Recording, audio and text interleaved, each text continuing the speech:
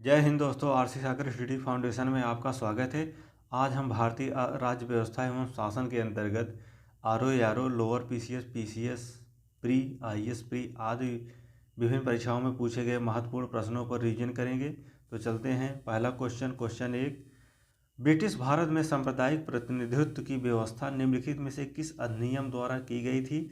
Option A भारतीय counselling अधिनियम 1852, option B मार्ले मिल्टो सुधार 1909, ऑप्शन सी मॉन्टेगू चेम्सफोर्ड सुधार 1919, ऑप्शन डी भारत सरकार अधिनियम 1935। तो इसका जो सही ऑप्शन हो जाएगा ऑप्शन बी मार्ले मिल्टो सुधार 1909 में।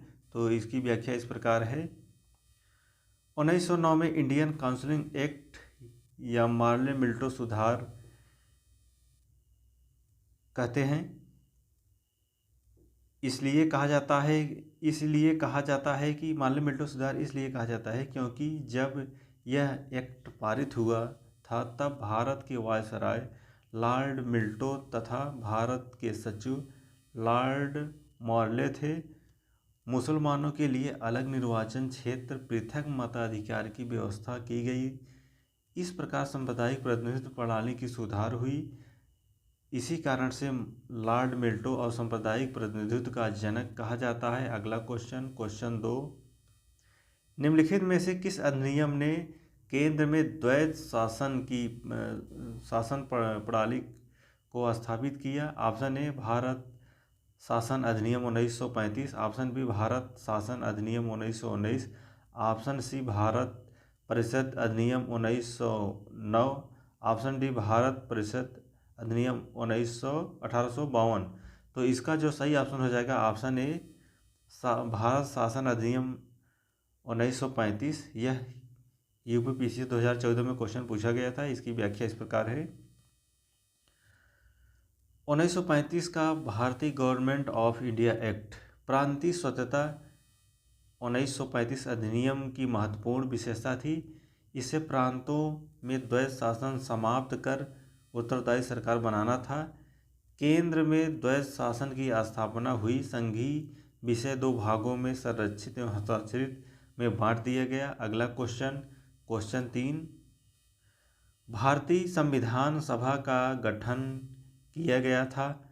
ऑप्शन ए भारत सरकार अधिनियम 1935 के अंतर्गत, ऑप्शन बी क्रिप्स योजना 1942 के अंतर्गत, ऑप्शन सी कैबिनेट मिशन योजना 1946 के अंतर्गत, ऑप्शन डी भारतीय स्वतंत्रता अधिनियम 1947 के अंतर्गत।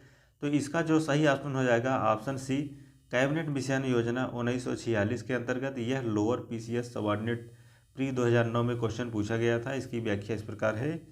भारतीय संविधान निर्माण पृष्ठभूमि कैबिनेट मिशन सदस्य Lord Pethick Lawrence, Sir Stafford Cripps और एबी अलेक्जेंडर 1946 की सिफारिश थी जिसमें कहा गया था कि भारत के लिए एक संविधान सभा हो जिसका निर्वाचन हो एवं भारत के लोगों के द्वारा निर्माण करे। अगला क्वेश्चन 4, संविधान सभा में उद्देश्य